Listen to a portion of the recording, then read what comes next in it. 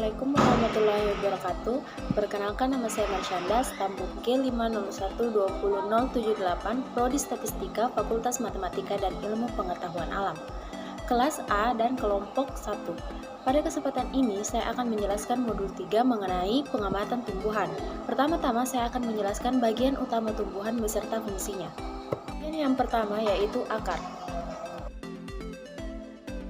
Akar merupakan bagian yang penting bagi tumbuhan. Secara umum, akar berada di bawah tanah, tetapi ada sebagian tumbuhan yang akarnya berada di atas tanah. Berdasarkan bentuknya, akar dibedakan menjadi dua, yaitu akar serabut dan akar tunggang. Fungsi akar sendiri yaitu yang pertama, menancapkan tumbuhan ke dalam tanah, yang kedua sebagai tempat menyimpan makanan, dan yang ketiga menyerap unsur air dan mineral dari dalam tanah. Yang kedua yaitu batang. Batang merupakan bagian tumbuhan yang berada di atas tanah. Fungsi batang yaitu yang pertama sebagai tempat tumbuh daun, bunga, dan buah. Yang kedua yaitu sebagai pengangkut mineral dan air dari dalam tanah. Yang ketiga yaitu sebagai tempat penyimpan cadangan makanan. Yang ketiga yaitu daun. Daun adalah bagian tumbuhan yang tumbuh pada batang.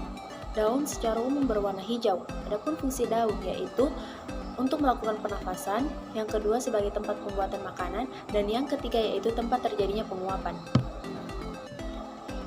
Bentuk daun berdasarkan susunan tulangnya dibedakan menjadi 4, yaitu yang pertama daun menyirip, contohnya daun mangga, jambu, dan nangka. Yang kedua yaitu daun menjari, contohnya daun pepaya dan daun ubi.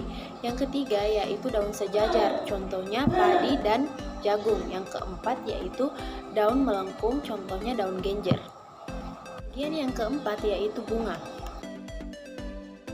Bunga memiliki bermacam-macam warna, yaitu putih, merah, kuning, hijau, pink, dan sebagainya.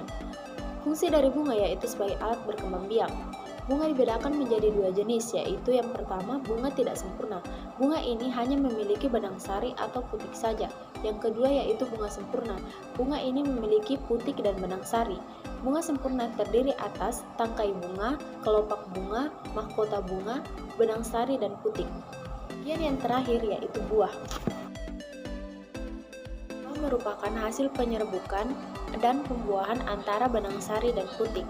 Buah terdiri atas daging buah dan biji. Fungsi dari buah yaitu untuk melindungi biji dan sebagai tempat menyimpan makanan. Pun biji berfungsi sebagai calon tumbuhan baru.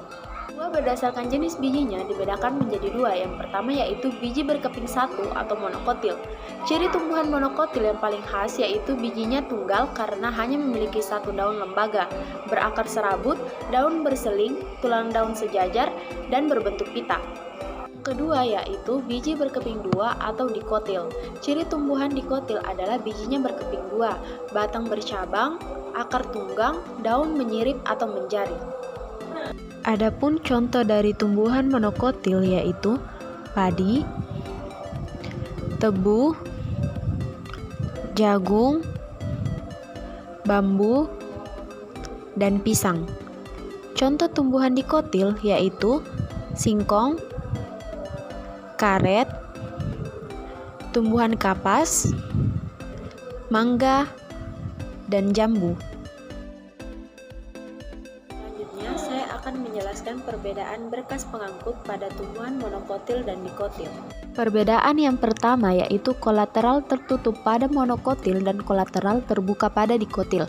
Pada ikatan pembuluh tertutup, xilem berada di sisi dalam dan floem berada di sisi luar. Di sela-sela xilem dan floem tidak ada kambium. Sebaliknya, pada ikatan pembuluh tertutup, xilem berada di sisi dalam dan floem berada di sisi luar. Di antara xilem dan floem terdapat kambium. Perbedaan yang kedua yaitu penempatan ikatan pembuluh.